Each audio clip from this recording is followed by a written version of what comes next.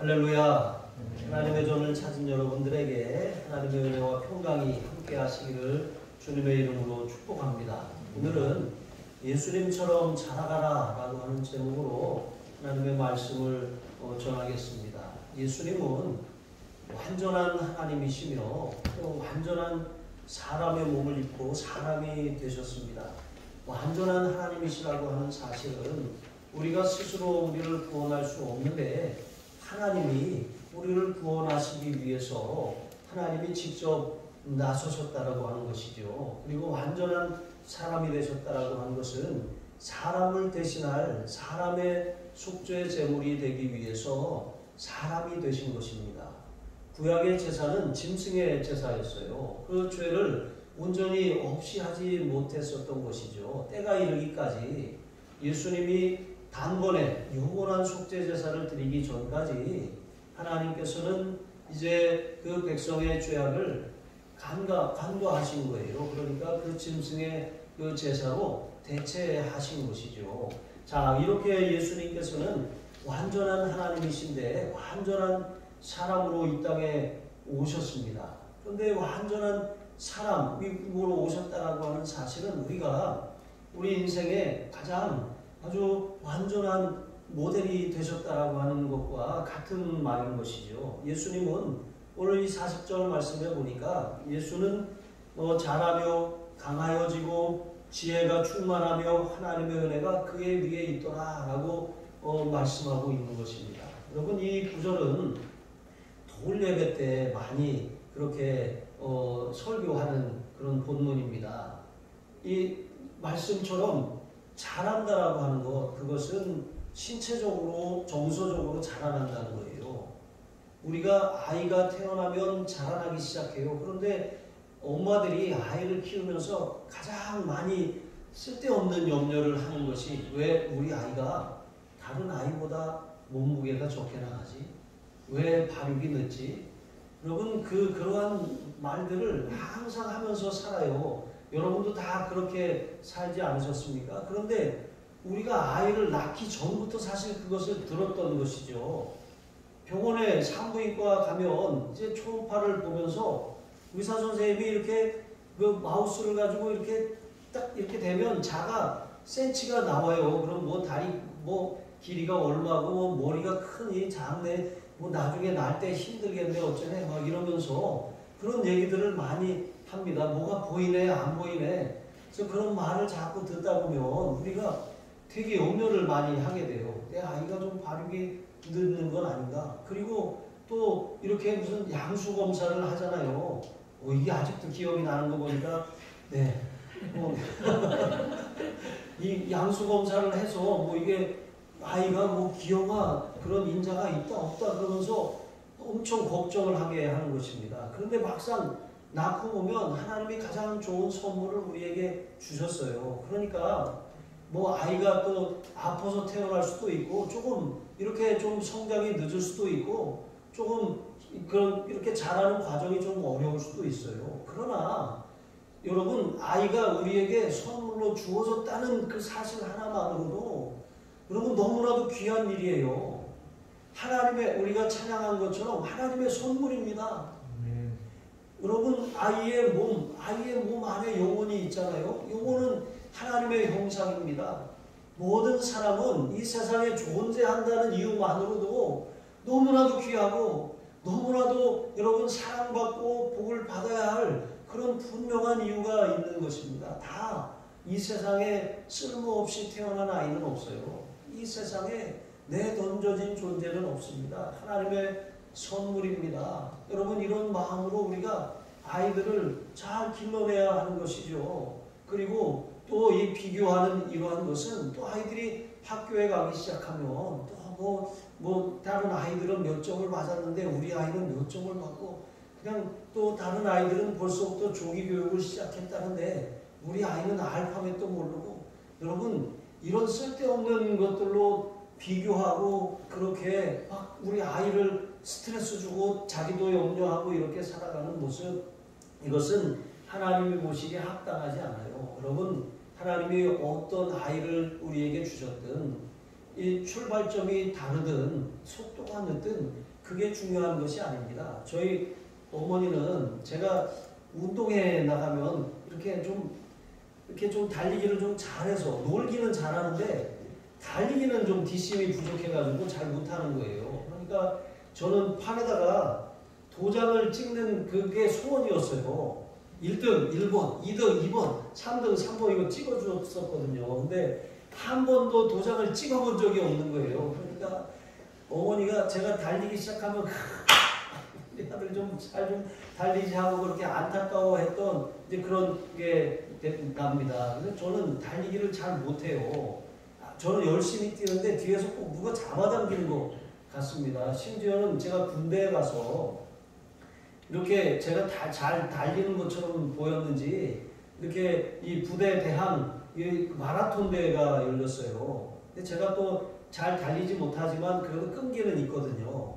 달리기를 했어요. 그 마라톤 대회에 나갔는데 아이고 그냥 거의 꼴찌로 들어갔어요. 그냥 들어가기는 했죠. 이제 그럴 정도로 달리는 것이 왜 이렇게 어렵고 힘들었는지 모르겠습니다. 그런데 여러분 그것은 세상적인 기준이에요. 우리는 우리 자녀들을 바라보면서 그런 기준에 미치지 못했다고 해서 속상해하거나 안타까워하거나 염려할 필요가 없어요.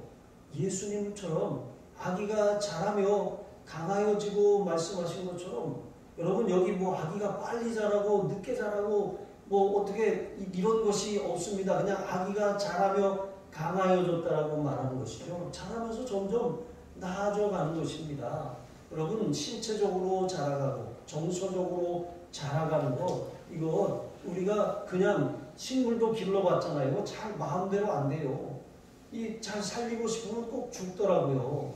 그리고 이 괜찮다고 싶은 그냥 대충 놔도 잘 사는 것들도 있어요. 그런데 자식은 얼마나 우리가 키우기가 힘듭니다. 그러니까 우리가 자녀들을 키울 때 하나님 예수님처럼 자라며 강하여지게 하여 주옵소서. 신체적으로 정서적으로 건강한 아이로 그렇게 날마다 개선되고 날마다 자라가게 하여 주시옵소서. 여러분 이렇게 기도할 뿐임을 기억하시기 바랍니다. 그리고 지혜가 충만해졌다라고 하는 것 그것은 지적으로 정신적으로 영적으로 성장했다라고 하는 거예요. 몸은 커다란해졌는데 여러분 이제 이 지적으로 또 정신적으로 성장하지 않으면 또 그것도 또 걱정거리잖아요. 그러나 그것도 다른 사람하고 비교할 것이 아닙니다. 우리는 우리 자녀들에 맞는 하나님이 속도를 주셨어요. 뭐 다른 아이들처럼 막 90km 달리고 그렇게 하지 못하지만 30km밖에 못 달리는 것 같아도 여러분 하나님이 우리에게 알맞게 주신 것입니다. 그래서 우리는 우리의 자녀들을 위해서 말씀을 가리키고 또 우리의 삶에 그런 좋은 모범을 보이고 또 아이들에게 말로 할 뿐만이 아니라 우리가 실제로 그렇게 사는 그런 모습을 보여주는 것입니다. 자녀들은 우리 앞에서 자라나는 것 같지만 사실은 우리 뒤에서 우리의 모습을 보고 그대로 따라하는 것입니다. 엄마서도 얼룩소인 것이죠. 그대로 그렇게 자라나는 것입니다. 그래서 우리가 우리의 자녀들의 삶에 정말 바른 기준을 가지고 자녀들을 길러내야 되는데 그 바른 기준이 무엇입니까? 그건 성경입니다. 성경은 우리에게 능히 우리가 하나님의 합당한 교훈을 통해서 바르게 함과 의로 교육하기에 유익한 책이라고 말씀하고 있는 것입니다. 우리가 말씀을 가까이 하고 말씀을 순종할 뿐만 아니라 자녀들에게 그것을 가르치고 그렇게 사는 모습을 실제로 보여주어야 합니다. 우리는 그렇게 살지 않으면서 이렇게 살아야 한다 하면 이게 자녀들에게 오히려 이게 반작용이 일어나게 되는 것이죠. 자, 이렇게 예수님은 지혜가 충만하게 자라가셨는데 그 비결은 뒤에 가서 우리가 살펴보겠지만 하나님의 말씀으로 그렇게 자라나신 것입니다. 그리고 무엇보다 하나님의 은혜가 그 위에 있더라 말씀하신 것처럼 여러분 하나님의 은혜가 그 머리 위에 머물러 있어야 하는 것이죠. 우리가 어떻게 은혜를 구합니까? 하나님 앞에 우리 자녀들을 위해서 안수하잖아요. 자녀들의 머리에 손을 얹고 기도하고 자녀들을 이렇게 품에 안고 기도합니다. 근데 우리가 자녀들을 잘 자라는 것 같다고 그냥 내버려두면 사춘기 때 가면 부모를 자꾸 밀어내요. 이제 그 밀어내는 이유가 우리 아이 왜 저래? 라고 그렇게 할 것이 아니라 평상시에 우리가 그만큼 자녀들에 대해서 잘 돌보지 않고 무관심하고 살았다는 증거인 것입니다. 우리가 그렇게 하나님 앞에 살았다는 증거인 것이죠. 그래서 우리는 그럴수록 더 아이들을 안아주고 아이들이 자른 머리맡에 가서 안수하면서 축복하며 기도할 필요가 있습니다. 하나님의 은혜가 머물도록 자기 힘으로 살지 않고 하나님의 은혜를 구하며 살도록 자기 명철로 살지 않고 하나님이 주시는 통찰력으로 살도록 우리가 아이들의 머리에 안수하고 아이들을 품에 품고 기도해야 되는 것이죠. 저희 막내가 이제 고등학교 때 이제 첫날 특세에 가자. 힘들어도 가자. 그렇게 해서 이제 데리고 갔어요. 갔다 오니까 너무 막 피곤해갖고 눈을 못 뜨는 거예요. 그래가지고 이제 제가 아이한테 그랬어요. 피곤하면 학교 가서 잠깐 이렇게 눈 좀 붙여 그랬어요. 근데 저는 쉬는 시간에 그렇게 쉬라고 하는 말이었거든요. 근데 아들이 학교 갔다 왔길래 오늘 피곤했지? 그랬더니 아니 하나도 안 피곤했어요. 그래서 왜?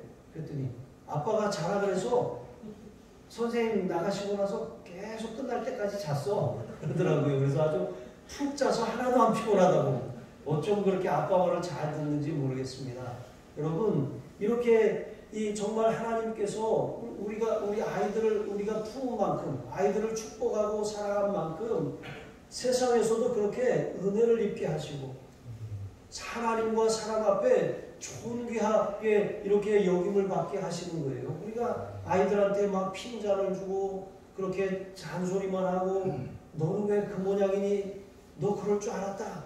이렇게 자꾸 그런 말들을 내뱉으면 이 아이가 밖에 나가서도 그렇게 되는 거예요. 그러나 조금 실수하고 조금 부족하고 조금 연약함이 보여도 괜찮아. 잘했어. 더 잘하면 되지. 더 잘할 거야. 엄마 나 90점 가져왔어.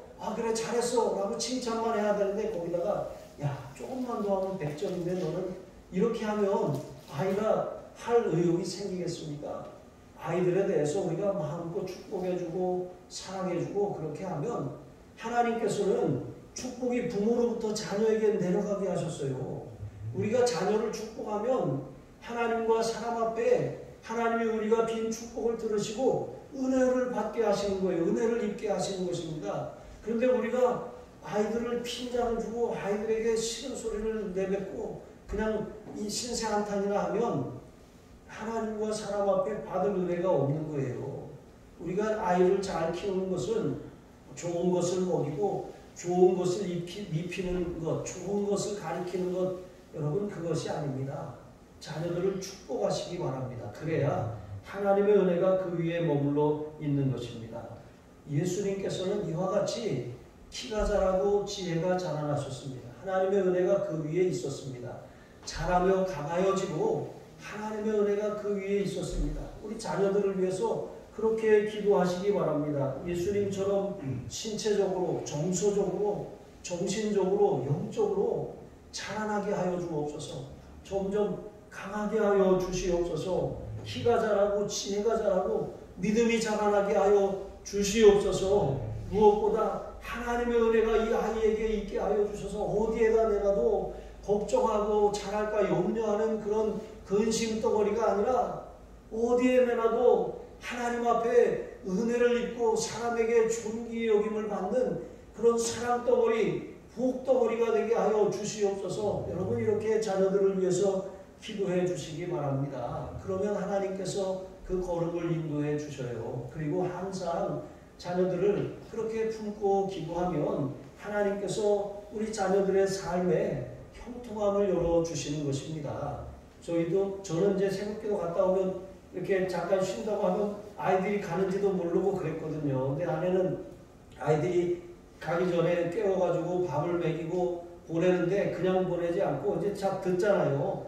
그럼 문 앞에서 빨리 가, 엄마 늦었어, 빨리 가야 돼. 그러는데 아이를 끌어안고 기도를 해주더라고요. 항상 하나님 우리 아들을 축복합니다. 우리 딸을 축복합니다. 오늘 함께 해주시고 동행해 주시고 악하고 무례한 자들로부터 지켜주시고 지혜 주시고 명철 주시고 또 하나님과 사람 앞에 사랑받게 하시고 막 이렇게 다다다다다다 이렇게 하는 기도 소리가 3번 들려요. 3번 아이가 3번 나가니까 이제 그렇게 하는 거 여러분 그게 아무것도 아닌 것이 아닙니다. 그래야 아이들이 그냥 자라는 것 같지만 은혜로 자라나는 거예요. 하나님이 길러 주시는 것입니다. 여러분 다 커서 머리가 큰 자녀라고 할지라도 여러분 집에 오면 안아주시고 여러분 안수하고 축복 기도해 주시기 바랍니다. 그래서 정말 우리 자녀들이 직장에서나 또 가정에서나 삶의 현장에서나 사람들에게 존귀와 또 사랑을 받는 은혜를 입는 그런 존재가 될 줄로 믿습니다. 예수님 예수 닮기를이라고 하는 그런 찬양이 있어요. 제가 가사를 읽어드리겠습니다. 내 삶의 소망 내가 바라는 한 분, 한없는 사랑 풍성한 긍휼, 온유하시고 겸손하신 성품, 자비하시고 위로자 되시는 예수 닮기를 내가 원하네. 완전하신 예수 새롭게 하시네. 연약한 내 영혼 온전하게 되리. 내 평생 소원 예수 닮기를 예수만 닮기를 원하네. 여러분 이 찬송가 이 찬양 가사처럼 여러분 예수님은 우리의 완전한 모델이 되어 주십니다. 우리가 예수님처럼 자라나고 강하여지고 또 지혜가 충만하고 하나님의 은혜가 머물기를 기도하면 그렇게 우리 자녀들이 자라나는 거예요. 완전한 모델, 완전한 기준에다가 비교를 해야지 옆집 아이하고 비교하고 다른 형제의 자녀들하고 비교하고 하면 여러분 자존감이 바닥으로 떨어지는 거예요. 그러나 예수님을 바라보게 하고 예수님을 닮기를 축복하고 예수님의 형상이 아이의 삶에 나타나기를 축복하면 하나님께서 우리 자녀들을 그렇게 길러주시는 것입니다. 완전한 하나님이시며 완전한 사람이 되신 예수님만을 바라보시기를 주님의 이름으로 축복합니다. 두 번째로 여러분 예수님께서는 인생을 말씀의 기초 위에 세워야 한다는 사실을 보여주셨어요. 어린 시절의 모습이 성경에 딱 이 부분만 등장하는 거예요. 그런데 이 부분에 등장하는 이 사건 가운데 하나 에피소드가 있습니다. 41절로 49절에 보시면 이제 유대 사회에서는 남자아이가 13세가 되면 이제 사회에 책임 있는 이제 구성원이 되는 그런 기회를 주었습니다. 그래서 13세가 되면 비로소 율법의 아들이라고 그렇게 부르면서 그가 회당의 정식 회원이 될 수 있는 그런 자격을 부여했습니다. 그런데 이 자격을 얻기 위해서는 반드시 이제 그 정한 그런 규례대로 이제 그 아이에게 성인 예식과 같은 것을 행해야 했던 것이죠. 자, 그래서 이제 13세가 되기 1년이나 2년 전에 이제 아이를 이제 성전으로 데리고 가서 이제 율법의 아들이 되기 위해서 이제 율법 학자들, 율법 교사들에게 이제 율법의 정신이라든가 또 이 배워야 될 그런 가치라든가 삶의 기준이라든가 이런 것들을 이제 배웠습니다. 자, 이렇게 하고 난 다음에 이제 정식으로 13세가 되면 이런 성인식을 통해서 그렇게 사회에 그런 이 책임 있는 구성원이 되는 것입니다. 예수님께서도 여기 보니까 12세, 12세 되신 예수님이 이제 유월절을 지키기 위해서 부모님과 함께 예루살렘 성전으로 올라가셨습니다. 그런데 이때 올라가신 것도 바로 이러한 이유 때문인 것이죠. 13세가 되었을 때 이제 그 성인 의식을 행하기 위해서 미리 준비하는 과정으로 올라가신 거예요. 이렇게 13세가 되면 비로소 이제 그들은 유대 7대 절기가 있는데 그 7대 절기 가운데 3대 절기를 의무적으로 지켜야 했던 것입니다. 유월절, 오순절, 초막절 이제 이 3대 절기를 지키는데 이 3대 절기를 지키면서 그 지킴으로써 그들이 율법의 아들이 되었다라고 하는 것을 그렇게 입증해야 했던 것입니다. 자, 예수님의 가정도 이제 경건한 그런 가정이었기 때문에 그 절기를 지키기 위해 새마다 올라갔다가 이제 예수님이 12세가 되자 예수님을 이제 소년 예수님을 데리고 올라가셨던 것입니다. 자, 이렇게 이 7일 동안 6월절부터 시작해서 무교절, 이어지는 무교절까지 7일 동안 이 절기를 지키고 이제 돌아가는 거예요. 이제 마치고 돌아가는데 오늘 말씀해 보니까 이제 이 부모는 돌아갔는데, 자, 그 당시에는 이렇게 6월절을 지키기 위해서 각처에서 왔던 사람들이 돌아갈 때는 남자 무리, 여자 무리, 이렇게 어른들이 따로 이렇게 갔어요. 그렇게 무리를 지어 가다가 이제 하룻길을 가다가 이제 그 숙소를 만나잖아요. 거기서 만나서 쉬는 것입니다. 자, 그렇게 하는데 아이들은 남자 어른 무리에 끼어갈 수도 있고 여자 어른 무리에 끼어갈 수도 있었던 거예요. 그러니까 부모는 그냥 아들 예수님이 동행 중에 있는 걸로 생각했던 것입니다. 요셉은 엄마 따라갔겠지, 또 마리아는 아빠랑 있겠지, 이렇게 하다가 보니까 하룻길을 갔는데 이 숙소에 딱 들어가 보니까 예수님이 안 보이는 거예요. 난리가 났습니다. 예수님을 찾기 위해서 막 동분서주하고 막 이렇게 안절부절 못하는 그런 상황에서 찾다가 그렇게 찾으면서 가다가 어디까지 갔냐면 다시 예루살렘 성전까지 돌아온 것입니다. 그렇게 해서 사흘 만에 예수님을 이제 만난 것이죠. 자, 이렇게 전혀 예상치 못한 상황이죠. 왜 성전에 여전히 남아있지? 이렇게 이제 그런 이 성전에서 예수님을 만났는데 소년 예수가 너무나도 태연하게 그 율법 학자들, 석학들이죠. 랍비와 같은 그런 사람들입니다. 그들과 율법에 대해서 앉아서 묻기도 하고 또 듣기도 하는 거예요.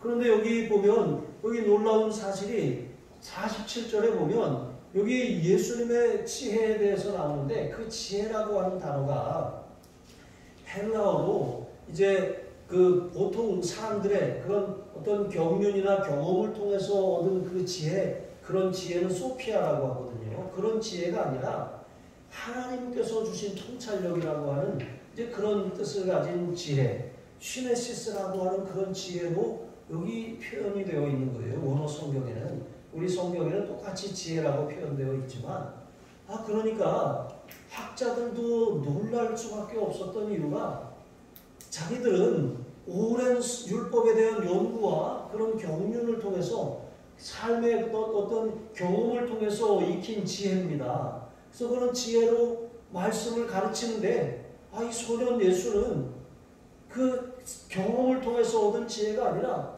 아주 하나님이 주시지 않으면 얻을 수 없는 그런 통찰력으로 말씀을 풀어내는 거예요. 그러니까 이 석학들과 말씀을 하기도 하고 듣기도 하고 이렇게 하는 것입니다. 그래서 부모도 놀라고 이 석학들도 놀랬던 거예요. 그러니까 아들을 잃어버려서 한번 놀랬고 성전에 와 있는 것을 보고 또 놀랐는데 예수님이 석학들과 율법학자들과 대화를 나누는 그것을 보면서 또 한번 그 지혜에 놀란 것입니다. 그래서 이러한 상황에서 마리아가 아이야 어찌하여 우리에게 이렇게 하였느냐, 내 아버지와 내가 근심하여 너를 찾았노라 라고 그러면서 이제 안도의 한숨을 이제 내신 것이죠. 그런데 예수님의 대답으로 인해서 다시 한번 또 놀라게 된 것이죠. 49절에 보시면 예수님이 이렇게 말씀하시는 거예요. 어찌하여 나를 찾으셨나이까. 여러분, 부모가 잃어버린 자녀, 미성년인 자녀를 찾는 건 당연한 일입니다. 그런데 기껏 찾았더니 한다는 말이 어찌하여 나를 찾으셨나이까 그러는 거예요. 그러니까 좀 당혹스럽잖아요. 그런데 그 뒷말을 보니까 내가 아버지 집에 있어야 할 줄을 모르셨습니까? 이렇게 말하는 거예요. 아니, 하나님을 아버지라고 부르고 내 아버지라고 부르고 또 성전을 내 아버지 집이라고 말하는, 여러분 오늘날은 우리가 예수님의 영이 우리 안에 있기 때문에 하나님을 아버지라고 부를 수 있어요. 하나님의 성전을 아버지 집이라고 부를 수 있습니다. 그런데 당시에는 그렇지 않았습니다. 그런데 예수님이 야, 우리가 내 아버지와 함께 얼마나 너를 찾았는지 아냐 그러시는데 거기에다 대고 내가 아버지 집에 있어야 할 줄을 모르셨습니까? 이렇게 대답을 하시는 거예요. 참 당혹스럽잖아요. 여러분, 이 부모가 알아들을 수 없는 이런 대답을 하신 이유가 무엇입니까? 예수님이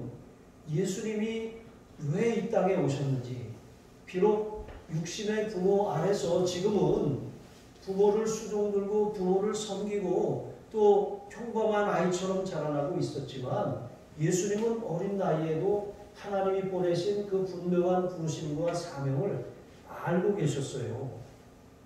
하나님께서 왜 이 땅에 나를 보내셨으며 내가 무엇을 위해 왔고 하나님과 나는 어떤 관계이고, 이 성전은 예수님께서 이제 나중에 공생애를 사시면서 성전에서 장사하는 자들과 짐승들을 내어 쫓으셨습니다. 그들의 상을 엎으셨죠. 그러면서 예수님이 내 아버지의 집을 강도의 구렬로 만드는도다라고 책망하시면서 내 아버지 집은 만민이 기도하는 집이라고 하셨습니다.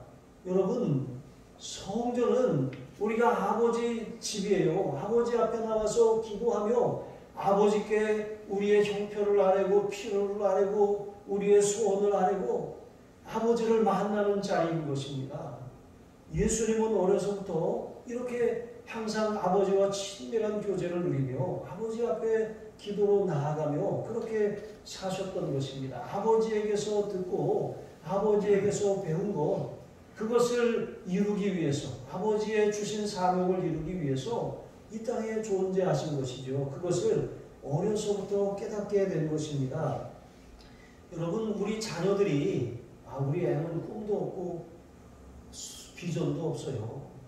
여러분, 너 꿈이 뭐냐? 글쎄요, 없는데요. 너 꿈이 뭐냐? 저 크리에이터 될 건데요. 크리에이터가 뭐냐? 유튜버예요, 유튜버. 이게 전에는 아이들이 연예인 된다는 아이들이 그렇게 많았어요. 그런데 요즘에는 다 아이들이 유튜브를 하겠대요. 방송을 하겠대요. 심지어는 어떤 부모는 자기 자녀들을, 어린 자녀들을 그 유튜브 방송을 통해서 자기의 수입보다 더 많은 수입을 벌어들이니까 이 직업을 그만둔 사람들도 있을 정도입니다. 요즘 우리가 그런 시대를 살고 있어요. 그래서 요즘 우리 아이들에게 어떤 학과를 보내고 어떤 직업을 갖게 할까, 이게 관심 아니겠습니까? 그러나 여러분, 이것은 세상의 기준이고 세상의 방법이에요. 우리는 하나님의 지혜로, 하나님의 통찰력으로 우리 아이들을 키워야 돼요. 주의 교양과 훈계로 아이들을 양육해야 합니다. 그래야 이 아이가 이기적인 아이가 되지 않는 거예요. 꼭 필요한 존재, 쓸모 있는 존재가 되는 것입니다. 쓸모라고 하는 것은 하나님과 사람 앞에 쓸모이고, 그것은 그 사람에게 부여하신 사명입니다. 사명을 알지 못하는 것은 쓸모 있는 존재로 하나님이 지으셨지만 쓸모없는 삶을 살다가 가는 거예요. 인생을 정말 귀하게 소비하고 가는 것이 아니라 낭비하고 가는 것입니다. 시간을 낭비하고 물질을 낭비하고 건강을 낭비하고 모든 것을 다 마치 아버지를 떠난 탕자와 같이 허랑방탕하여 다 써버리고 많은 인생을 사는 것입니다. 여러분, 우리의 인생은 나 자신을 위해서 낭비하는 인생이 아니라 건강한 소비자로 살아야 되는 것이죠. 하나님 나라를 위해서 기꺼이 내어드리고 사용하는 자녀들이 되도록 우리가 그렇게 길러내야 하는 것입니다. 어떻게 그렇게 기를 수가 있겠습니까? 우리가 자녀들을 위해서, 아까는 제가 은혜가 머물게 해달라고 기도해야 된다고 했습니다. 여러분, 우리가 기도할 뿐만 아니라 하나님의 말씀을 가르쳐야 돼요. 예수님께서도 어려서부터 주의 말씀을 알았습니다. 바울도 디모데에게 이렇게 말합니다. 디모데후서 3장 15절에 보시면 또 어려서부터 성경을 알았나니 성경은 능히 너로 하여금 그리스도 예수 안에 있는 믿음으로 말미암아 구원에 이르는 지혜가 있게 하느니라 그랬습니다. 어려서부터 성경을 가르쳐야 구원에 이르는 지혜를 발견하게 되는 것입니다.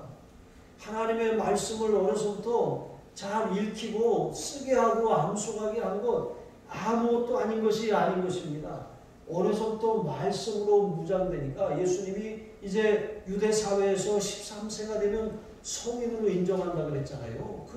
벌써 예수님은 성인으로서의 준비를 갖추신 것입니다. 율법을 단지 달달달달 그냥 지식으로만 암송하는 것이 아니라 그 율법을 통해서 하나님의 통찰력을 얻게 되신 것이죠. 자, 그렇게 예수님은 준비되셨는데 얼마나 준비하셨습니까?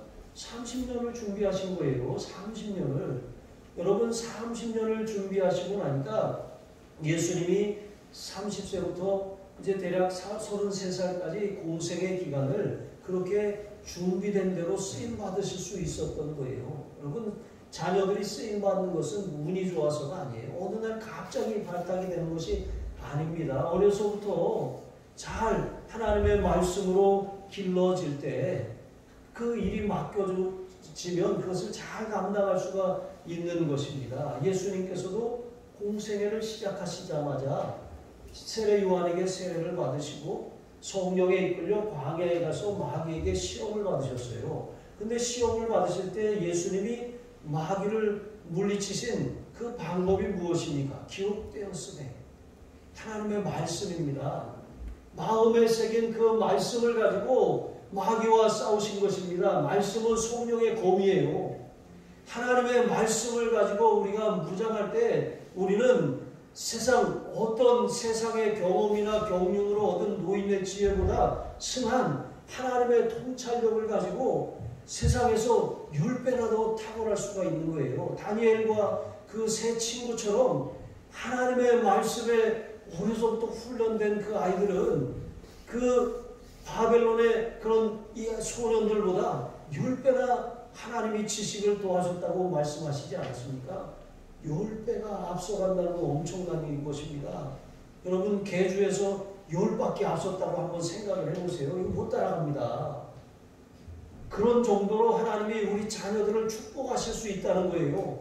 하나님의 말씀 안에 그런 비결이 들어있다고 하는 것입니다. 우리는 자녀들을 기도와 말씀으로 부지런히 양육해야 돼요. 듣든지 안 듣든지 먹든지 안 먹든지 안 먹어도 아이들이 밥 안 먹으면 어떻게 합니까? 한 숟갈만 먹어. 한 숟갈 먹고 나면 또 어떻게 해요? 한 숟갈만 더 먹자. 한 숟갈 더 먹고 나면 한 번만 더 먹자. 이렇게 해서 아이들한테 밥을 먹이지 않습니까? 저도 어렸을 때 밥을 그렇게 안 먹더니 저희 첫째하고 둘째 아이가 그렇게 잘 안 먹었어요. 그래서 제가 하도 안 먹고 울고 이러니까 어머니가 국수를 끓여가지고 설탕물에다가 말아주셨어요. 그래서 저는 설탕물에다가 국수를 말아먹고 자라가지고 지금 사탕을 안 먹어요. 어렸을 때 평생 먹을 사탕을 다 먹었기 때문에 그래서 사탕을 별로 안 좋아합니다. 단 거를 아주 싫어해요. 그래서 제가 제일 싫어하는 음식이 단 음식이거든요. 근데 여러분 안 먹으니까 어떻게 해서든지 먹이잖아요. 이게 부모의 마음입니다. 그런데 왜 말씀으로 아이들을 양육하는 데 있어서는 억지로라도 떠먹이지 않냐는 거예요. 아이의 삶, 인생 전반이 달려있는데 예수님은 말씀으로 길러져서 예수님은 그렇게 물론 예수님은 완전한 하나님이시기 때문에 그렇게 길러질 필요가 없어요. 하지만 모델이 되시기 위해서 그 과정을 우리에게 보여주신 거예요. 이렇게 길러야 한다라고 하는 것을 우리에게 엿보게 하신 것입니다. 그러므로 우리가 하나님의 말씀으로 자녀들을 잘 양육해야 하는 것입니다. 50절로 52절 말씀해 보시면 이제 예수님께서는 이렇게 이 기도로 자라나고 말씀으로 자라나셨을 뿐만 아니라 이 하나님과 또 하나님 앞에 신실하고 또 사람의 도리를 다 배워 사셨어요.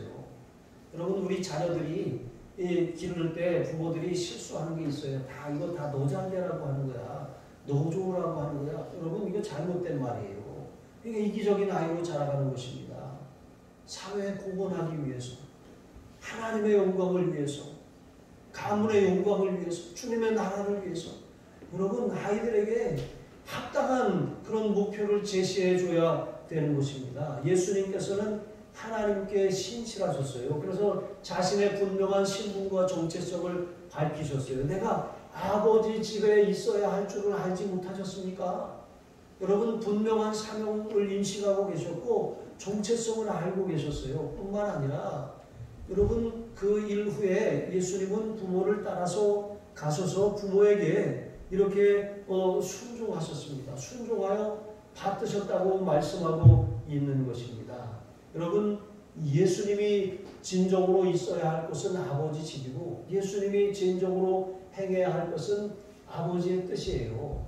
이것은 예수님의 사명이고 비전입니다. 그러나 우리가 나는 하나님의 일을 해야 돼 라고 하면서 육신의 부모에게 도리를 다하지 않는다거나 인간적인 도리를 우리가 무책임하게 이렇게 내팽개쳐버리면 안 되는 것입니다. 예수님은 그 사명을 온전히 감당해야 될 그 공생의 기간에 이르기 전까지는 부모에게 받들어 순종하신 것입니다.